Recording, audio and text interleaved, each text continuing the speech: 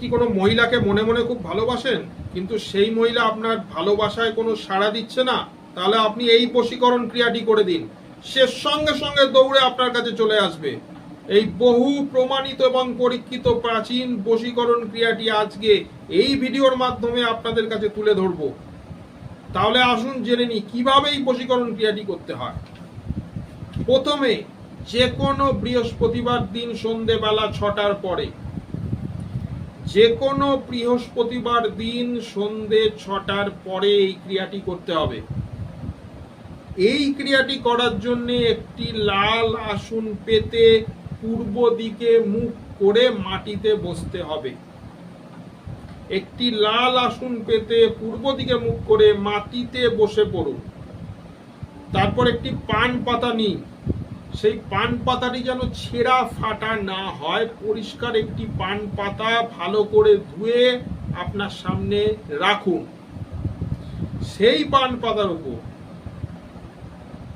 একটু তেল আর সিঁদুর, সর্ষের তেল আর সিঁদুর গুলে নিজের হাতের ডান হাতের মধ্যমা আঙুল দিয়ে, নিজের ডান হাতের মধ্যমা আঙুল দিয়ে সেই পান পাতার উপর সেই মহিলার নামটি, পুরো নামটি লিখে দিন।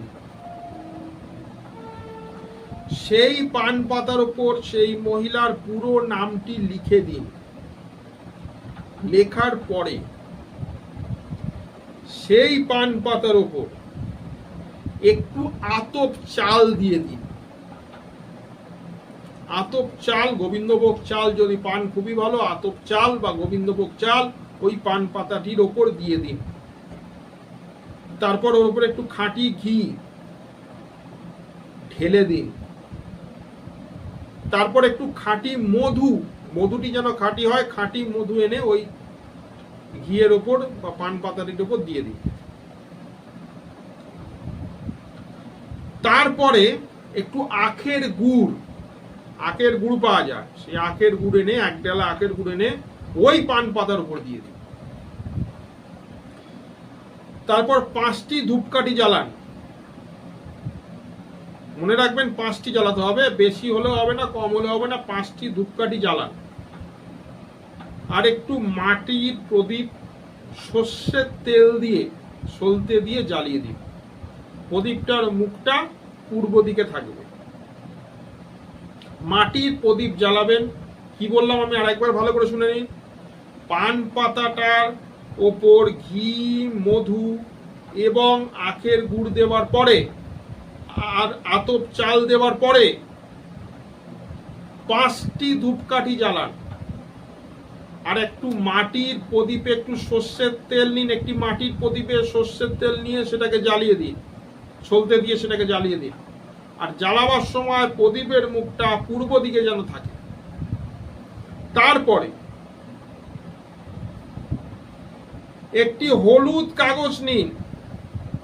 সেই হলুদ কাগজটি বেশি বড় নেওয়ার দরকার নেই, A4 সাইজ হলেই হবে, তার বড় লাগে না। A4 সাইজ বা তার থেকে একটু ছোট নিতে পারে। সেই হলুদ কাগজটির উপর একটি মন্ত্র, আমি যেটা এখন বলবো সেটি লিখে দিন। মন্ত্রটি ভালো করে শুনুন। মন্ত্রটি হচ্ছে ওং রিং আগচ্ছ, ওং রিং আগচ্ছ কামেশ্বরী স্বাহা, ওং রিং আগচ্ছ কামেশ্বরী স্বাহা। এই মন্ত্রটি কাগজটির ওপর লিখে দিন। ওই হলুদ কাগজটির ওপর লাল কালির পেন দিয়ে লিখতে হবে। ওং রিং আগচ্ছ কামেশ্বরী স্বাহা, এই মন্ত্রটি ওই হলুদ কাগজটির ওপর লাল কালির পেন দিয়ে লিখে দিন। তারপরে গোলাপ ফুল, গোলাপ ফুল পাওয়া যায়, সেই গোলাপ ফুলের থেকে 7টা গোলাপের পাপড়ি ছিঁড়ে নিন। সেই 7টা গোলাপের পাপড়ি ছিঁড়ে সেই হলুদ কাগজটির ওপর এরকম ভাবে দিয়ে দিন। যেই হলুদ কাগজটির ওপর আপনি মন্ত্রটি লিখেছেন সেই হলুদ কাগজটির ওপর এরকম ভাবে 7টা সাতটা গোলাপের পাপড়ি ছড়িয়ে দিন। তারপর সেই মন্ত্রটি যেটি আপনি লিখেছেন সেটি 28 বার জপ করুন। আরেকবার বলছি, ওই হলুদ কাগজটির ওপর প্রথমে মন্ত্রটি লিখতে হবে লাল কালির পেন দিয়ে। তারপর গোলাপ ফুলের 7টা পাপড়ি এনে ওই মন্ত্রটি বা ওই কাগজটির ওপর এরকম ভাবে ছড়িয়ে দিতে হবে। তারপর ওই মন্ত্রটিকেই 28 বার জপ করতে হবে। 28 বার জপ হয়ে গেলে একটি লাল চেলি নিয়ে, লাল চেলি বা লাল কাপড়ও নিতে পারেন, লাল চেলি বা লাল কাপড়ও নিতে পারেন, সেটি নিয়ে ওই কাগজটি এবং ওই পান পাতাটি ওই লাল চেলির মধ্যে ভরে দিন। ভরে এই ক্রিয়াটি আপনি করেছেন বৃহস্পতিবার সন্ধ্যে 6টার পর।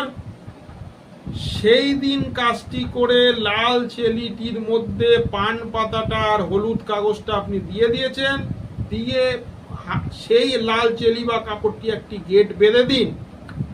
গিট বাঁধা হয়ে গেলে সেই কাপড়টি বা লাল চেলিটি আপনার মাথার বালিশের তলায় রেখে দিন। রেখে আপনি ঘুমোতে চলে যান রাত্রির বেলা। যখনই আপনি রাত্রিরে ঘুমন, 10টা হোক 11টা হোক 12টা হোক, আপনি ঘুমোতে চলে যান। পরের দিন আবার সকালবেলা উঠে পড়ুন। পরের দিন সকাল 7টা বা ভোর 7টার আগে স্নান করে শুদ্ধ বস্ত্রে সেই লাল চেলিটি যেটা আপনি কালকে রাত্রিরে, তার আগের দিন রাত্রিরে আপনার বালিশের তলায় রেখেছেন, সেটি নিয়ে অশ্বত্থ গাছের গোড়ায় পুঁতে দিন। আবার বলছি, ভোর বা সকাল 7টার আগে সেই লাল চেলিটি নিয়ে অশ্বত্থ গাছের গোড়ায় পুঁতে দিন। তারপর ওইখান থেকে ওই অবস্থায় ফিরে চলে আসুন। পিছন দিকে ভুলেও তাকাবেন না। অথবা যদি মনে হয় কেউ আপনাকে ডাকছে, আপনার নাম ধরে বা কোনোভাবে আপনাকে ডাকছে, আপনি সেই ডাকে সাড়া দেবেন না। আপনি কোন রকম ডাকে সাড়া না দিয়ে পেছনে ফিরে না তাকিয়ে সোজা ঘরে চলে আসুন। আমি কথা দিলাম সেই মহিলা আপনার কাছে আসবেই। তবে একটি কথা আমি আবারও বলছি, যদি আপনার শনি 7.5 থাকে বা অশুভ কোনো দোষ থাকে আপনার ছকে, বা আপনার দশা অন্তর্দশা খারাপ চলছে, বা আপনার গোচরে অশুভ গ্রহর প্রভাব আছে, তাহলে আপনি আশা অনুরূপ ফল নাও পেতে পারেন। এই টোটকাটি করে আপনি আশা অনুরূপ ফল নাও পেতে পারেন। তাহলে তখন যদি প্রয়োজন মনে হয় আপনি আমার সাথে যোগাযোগ করতে পারেন। আমার স্ক্রিনে দেওয়া নম্বর, আমার নম্বরটি রয়েছে।